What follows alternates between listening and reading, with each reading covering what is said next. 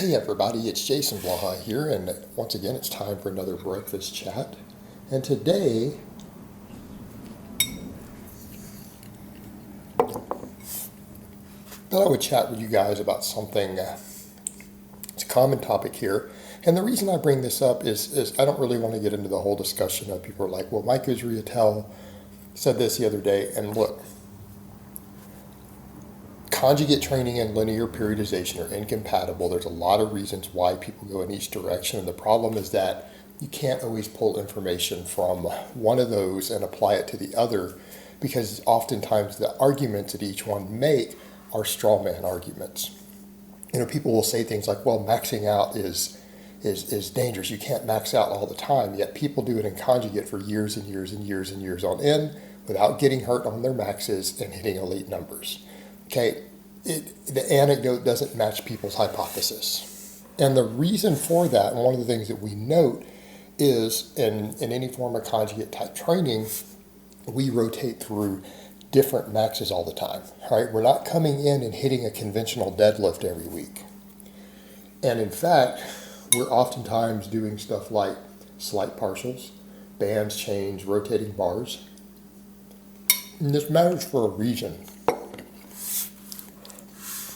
Matters for a reason. We could go into the psychological reasons or programming purposes because they're very, very, very strong. There are extremely good psychological reasons. The way it programs your brain to PR. With that aside, let's discuss physiology and let's discuss injury prevention. All right. What people need to remember when we think about maxing out, and when I say maxing out, I'm talking about hitting a 1 rep max lift, a heavy single, is a skill. But it's a skill that involves things internally in the body. It involves programming your body to move and do things in a certain way, right? And people oftentimes have this idea, well, I'll get really good at maxes if I do the same exercise over and over and over for technique. It doesn't carry over. It's not the same thing.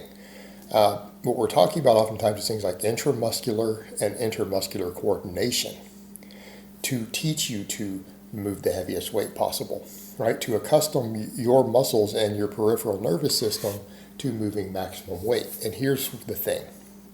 Your body doesn't care what exercise you do it on. It's not a specific movement. In other words, if we do any exercise to a 1 rep max that uses our pectoral, our anterior deltoids, and our triceps, okay, those muscles and things don't know that it's not a flat bench with a pause. They don't know that. And the big three are low skill exercises. They don't take a lot of practice. Once you learn how to move correctly, you can do these exercises correctly. They're just basic rules for setting them up that apply to everything. And what I'm saying here is that maxing on a good morning still teaches you how to max on a squat. Right? It teaches you how to max on a squat because most of the same muscles are used. And a lot of the biomechanics are the same. It's the same when we go to benching. If I were to have you do football bar against bands, football bar against chains, incline bench against chains, floor press, all these things, right? And you max on all of them, it is going to carry over to your bench press because the same muscles are used and they're a close enough movement pattern for our purposes that you're basically still following some of the same basic rules of the movement, okay, as far as setup and everything goes. It has enough carryover in terms of movement pattern that your max bench will improve as a result of these, even though there are different variations of the movement. And again, it's using all the same muscles. But the thing to think about from an injury prevention perspective is that we are changing the angles. And what is the number one cause of injuries?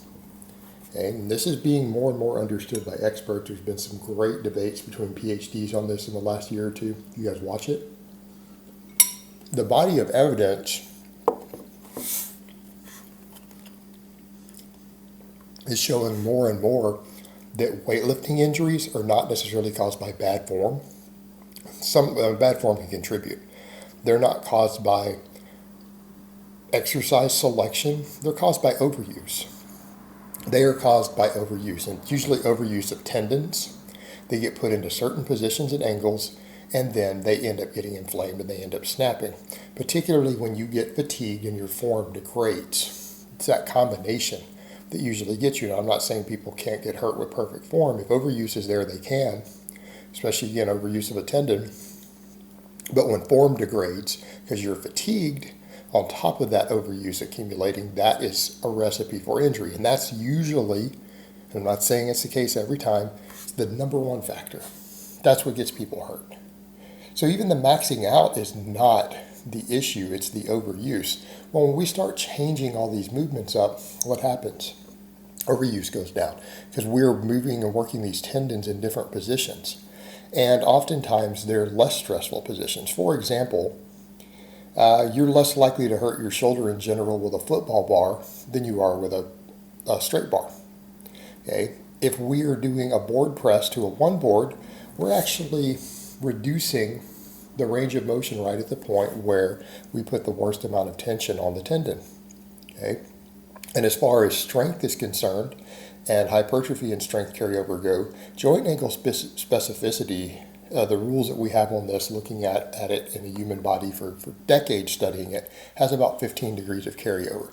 So any strength that you develop through any part of the movement of a joint, it will carry over 15 degrees further than what you've actually trained or practiced. Okay, so if you cut out 10% of the joint angle of the normal movement,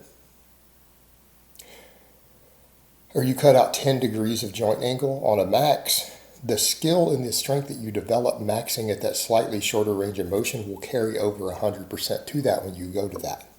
So it's the same when we come over and we deal with bands and chains. The same thing, we're oftentimes using bands and chains in this system, right? We are slightly unloading the tension on the tendons at their most vulnerable position, which is usually at the most extreme end of the range of motion. You see where we're going with this? From an injury prevention perspective, our overuse and our stress on the tendons goes down at their most vulnerable position when we start using methods like this. This means that we can max out a lot more often without accruing overuse.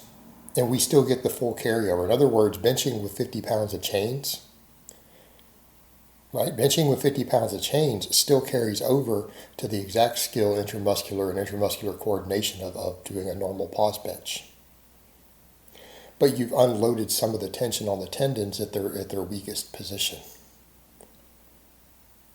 Again, this sort of stuff allows us to max out all the time, and we're oftentimes doing harder variations. Okay, pulling off a 2-inch block on a deadlift, most people are slightly weaker. I mean, especially like a conventional. If you're pulling off of a 1 or a 2-inch block, putting less stress on the low back. You're being forced to use slightly lighter weight because you're not going to be quite as strong in that position, right? These things start making our overuse and our injury risk go down, and it allows us to max out over and over and over. And then we come over and we look at the exercise variation end on injury prevention, and again, there's evidence that's been emerging over the years. And if you look at the debate between Dr. Feigenbaum and Dr. Israetels they had on this, Dr. Feigenbaum pretty much won that debate, and he pointed that out, that when you're doing heavier work, people who have a higher exercise variation seem to be more injury resistant. And it's because you're working tendons and joints at things at a larger variety of angles with heavy weights. Because of, again, the variation, you tend to develop more robust tendons and connective tissue, joints, things like that. You actually strengthen them better due to the variation. You actually are less likely to get hurt. And this matters not just for lifting, but for contact sport athletes. As one reason training systems like this have been so successful for people who are in contact sports, rugby, American football, martial arts, things like that. You're just less likely to get hurt when another human being hits you and puts their full weight against you in awkward positions. And it comes down to not just the structural components, but the nervous system and skill. If you're used to lifting really heavy weights, maximum force, against a wider variety of strength curves and angles, because you're changing bars, you're being pulled in different directions, you're doing different types of deadlifts, squats, pressing, at different angles, you tend to be able to handle those better because you're used to having to learn immediately to move an awkward load with maximum force. Because if you're taking them up to a max, you're learning to do that all the time. That carries over to situations where your body and stuff is going to be hit, or you have to push or pull at awkward angles, right? Instead of just doing just 3 movements heavy. So, and again, this has been noted, this is one of the reasons that this training style applies so effectively to those. In fact, we could argue that conjugate type training has been more successful for contact sports than it has even for powerlifting in terms of its ability to improve an athlete. All right, guys, well, that's really all I have to say on that today. I hope it's been informative, and I will talk to you guys next time.